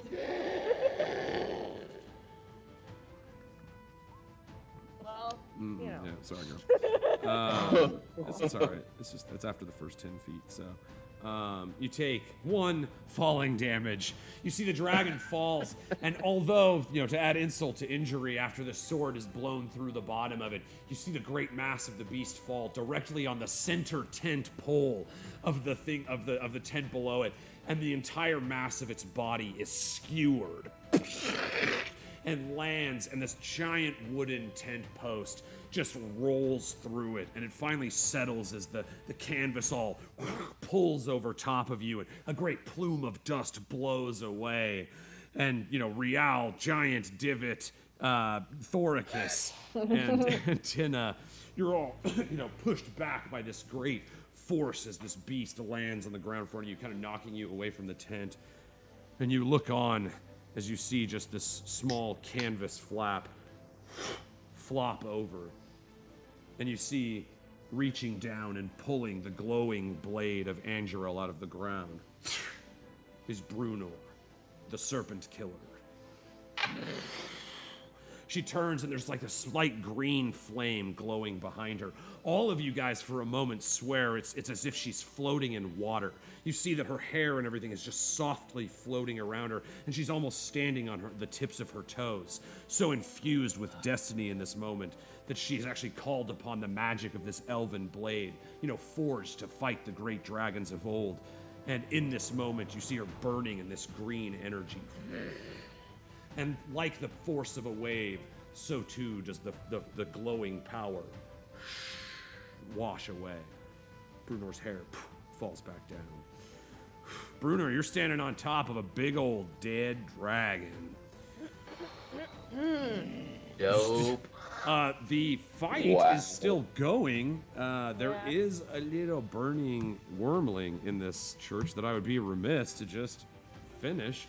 So Brunor, that would be your turn. Dope turn, though. Right? Wow. Oh yeah. So yeah, that was awesome. And now you're on the ground. You only took 1 falling damage, but you did manage, as the beast kind of skewered, you rolled down some of the canvas, bumped on the ground. You're once again holding your legendary magical elven blade. And I believe your turn's over, unless you have a bonus action or a move you'd like to do. no. Well, I'm just gonna yell at the dragon carcass that's what I thought! That's what I fucking thought! You son of a bitch, you dragon son of a bitch! And I'm just like, what? That's exactly what I thought!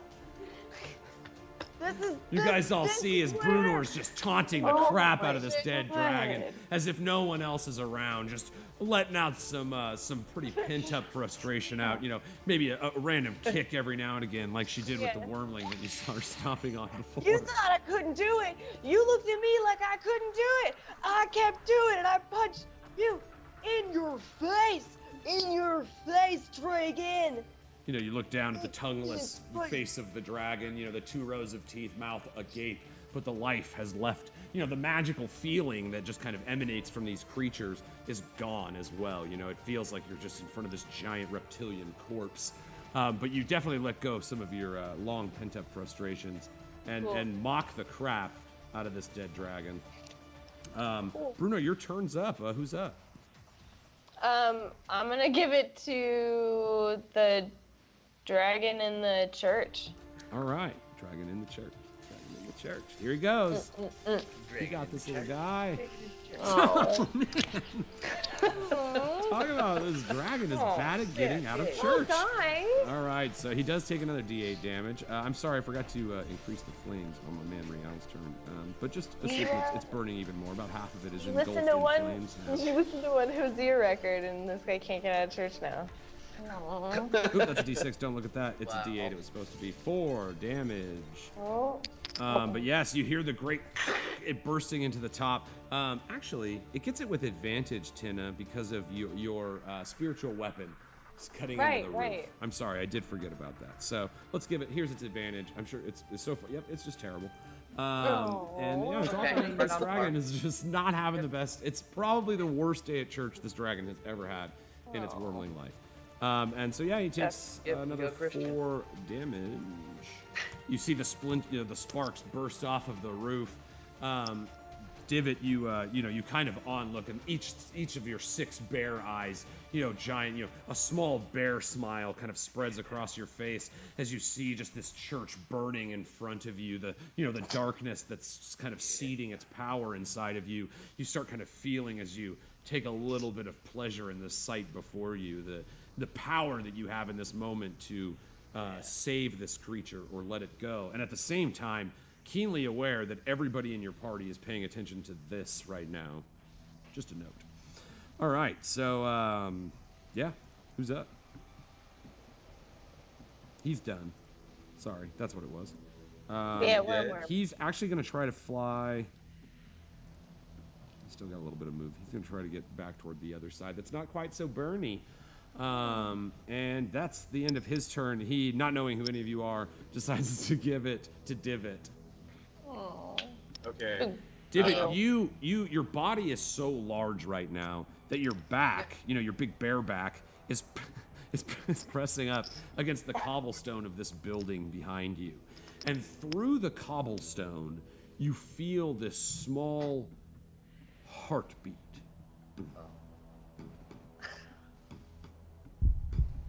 You can feel the vibrations of it through the wall. You've never had this experience before in your life, and it's just something that quickly draws your attention as you watch this church burn in your giant shape-changed form. How long does your shape change last? Forever. Like an hour? Oh, I think it's just kind of like a thing. It just happens, and then it would go away. That's just So- you, bro. So as you, we'll say you're back to your norm size. As you shrink back to size, you realize you're a little bit distanced away from Rial and Tina here. You see as you kind of shrink in size the tent that's now wrapped around this giant dead dragon body, and your friend Brunor's screaming in the dead face of this dragon. Oh. But yes, Divot, you are keenly aware of a heartbeat on the other side of this wall. Okay. Eat You feel your skeletal hand tingle a little bit. it. Ooh, eat it. All right. Tinglies. Tinglies and the jinglies. Ooh, yummy. That sounds delicious. I'll What have we that. gonna do? Can the dragon? Could the dragon inside the church hear me? Probably not. Burning church. He's stuck inside. You've heard the thrashing inside. If he was wise enough maybe to calm down and try to listen outside, but he's just an animal in a burning building right now. Dragons are extremely intelligent, but he's just terrified. He's young and hasn't, he's used to being the top of the food chain, not kind of weak and powerless. And inherently evil, correct? Inherently evil, yes. Okay, I just want to put that out there. Now that's just the mythos of dragons. Chromatics by nature when they speak of these colored dragons, not the metallic dragons, but the color scale of purple, black, white, green, blue, red. Red is kind of the legendary most evil of all. The great worm red dragon, kind of feared throughout all history. Okay. But yes, you do know that green dragons they tend to be very deceptive, devious, and vile creatures that will do a lot to get their whatever they want. All right. You also know you can Just kill saying. one. Yeah. Medusa. Medusa. So I want to hit. I just want to guesstimate what part of the church that fucking thing is in, and then I want to hit that shit with shatter. I want to hit the building so that it collapses on this dragon. Oh, look at Just that. fuck Oh. that church. Come on. All right, yeah, man. I think the range of shatter is 60 feet, if I'm not mistaken, and you can more than reach that from there. I would say you'd probably want to move down here, step up onto this bench so that you can see that point. But yeah, if you want to drop a big old boomy right there, yeah, give me a shatter, bro. Second level spells. Big old Shatter. movie. Boom. Oh, yeah. All right, DC 16 Constitution, 16 damage. Man, you rolled hot. All right, well, let's see. This building automatically takes damage. So between the fire and this basically seismic, sound wave earthquake that you create, the roof it's just too weak. It collapses. The dragon inside is going to make a saving throw against the damage of shatter itself.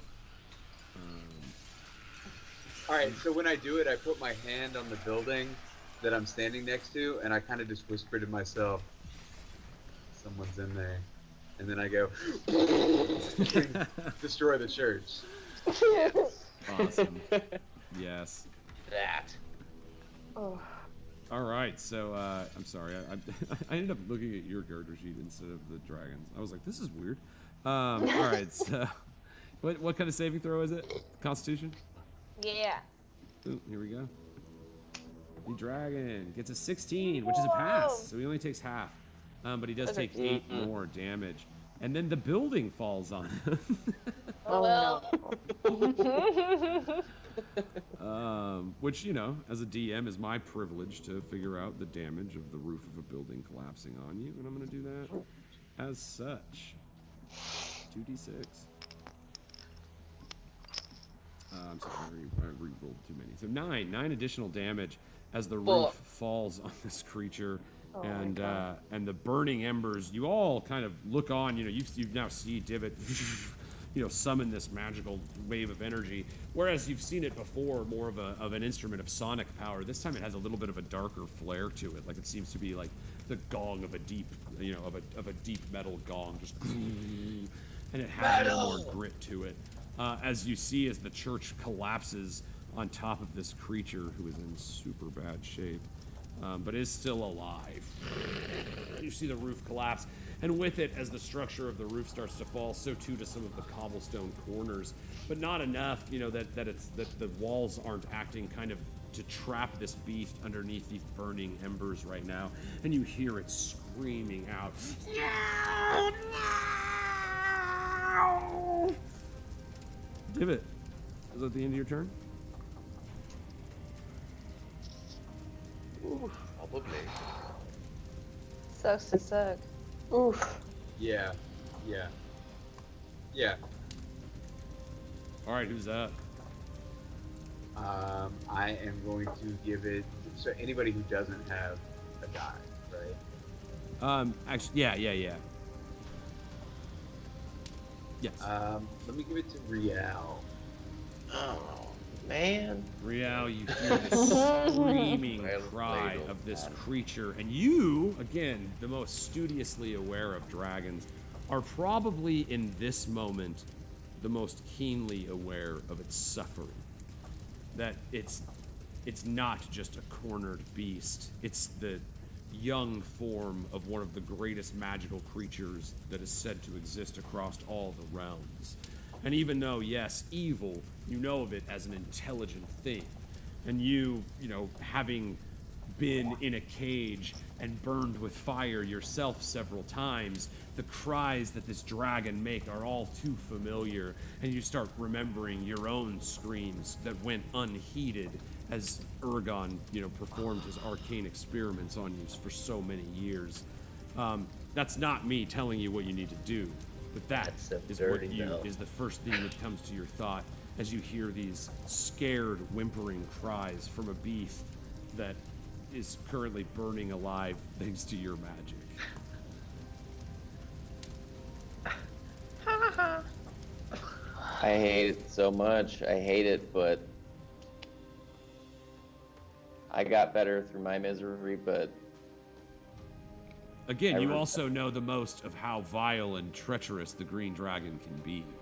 Right, So although that does appeal to your nature, you're keenly aware of what the true nature of this creature is as well.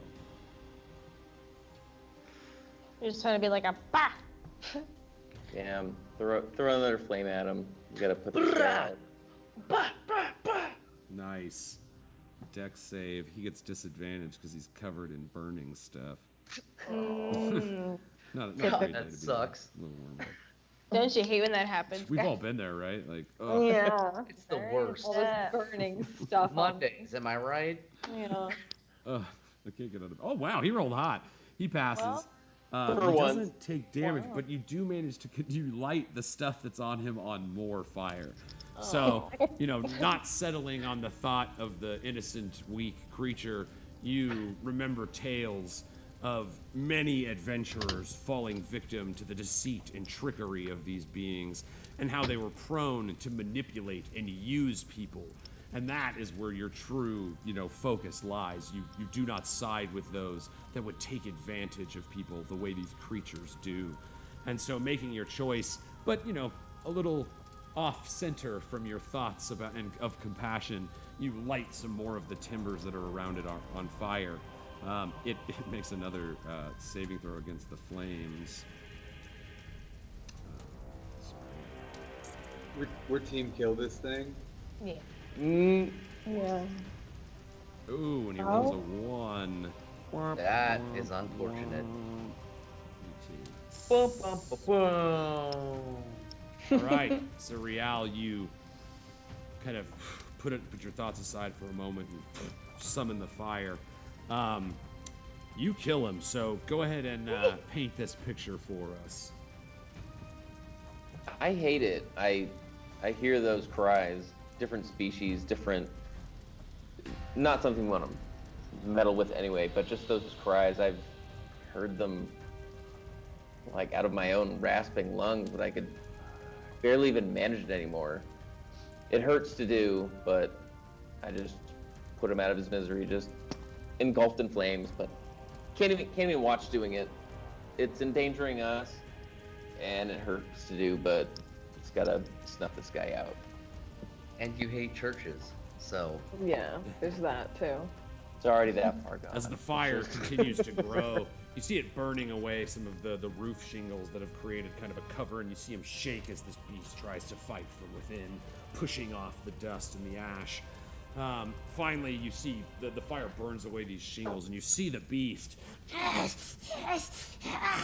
trying to get up, but some of the beams from the ceiling have stabbed through its body and pin it in place where it stands. You see it looks you directly in the eyes, Rial. Do it! You call upon the final flame as you see this twisted figure of green, dark, olive scales burning, against the timbers of this collapsed church. You see the broken pews and wood around the ground that have been so thrown around by his thrashing begin to ignite as well, and the entire inside of this giant church begins becoming a barbecue with a skewered dragon for what's eaten. So you watch, a little bit for a moment. You may look away depending on how you feel about this moment, but you watch as the fire begins to peel the olive-colored scales away from the skin, as great blisters begin to build as the skin underneath is burned by this magical fire that has now turned into a little bit of real fire and is consuming the entire church of Sylvanas. You see the fire is growing to this building right here. Sorry, let me just draw this out. It begins lighting the roof of this next building that's attached to it on fire. And from inside, you hear the scream of a little girl. Yeah. Danica. Help! And that's where we're going to pick it up next time, guys. What? No way! Yes, now. No. It is one of the greatest joys of a dungeon master to say the following. The Ferocious Five will have leveled up from their first battle with a mighty young green dragon. And so, yes, when we return to this tale, the Ferocious Five will have gone from level 5 to level 6. Join us. We will have a video for that, and keep an eye out for that one because it's going to be pretty fun. So thank you guys so much. That was wild. We did it. We killed our first dragon. Big ups to the cast. Big ups to the buds. We've done it. The Now we've gone 5. through a trap dungeon, a dungeon, and killed a dragon. We did all the title stuff. We've knocked that out. Dungeons Bruno and dragons? beat a sword into a guy's head like a nail and rode him into the ground and fought and jumped off windmills. Like, man, thank you Hell guys. yeah. As a DM, it is a treat to play with you every week. So thank you guys for joining us. We will see you next week, same time, same place, right here on Twitch at 8 p.m. Pacific every Tuesday. Again, if you can't make it then, we throw that episode up on YouTube, the Art Hard Studios YouTube page on Friday at 4:20. We like to end things the way we start them around here, so if you will please join us for our closing ceremonies. You're going to take another one of those lighters like we did in the beginning. You're going to hold it up, and we're going to go lighters up.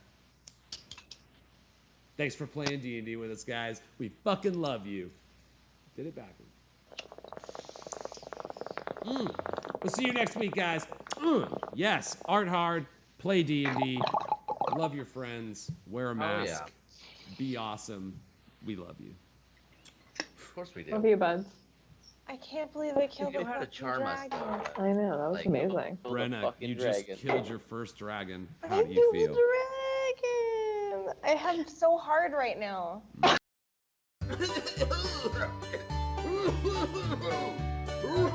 Oh, yeah. Ah, so what? You can't touch me, because I'm from the internet.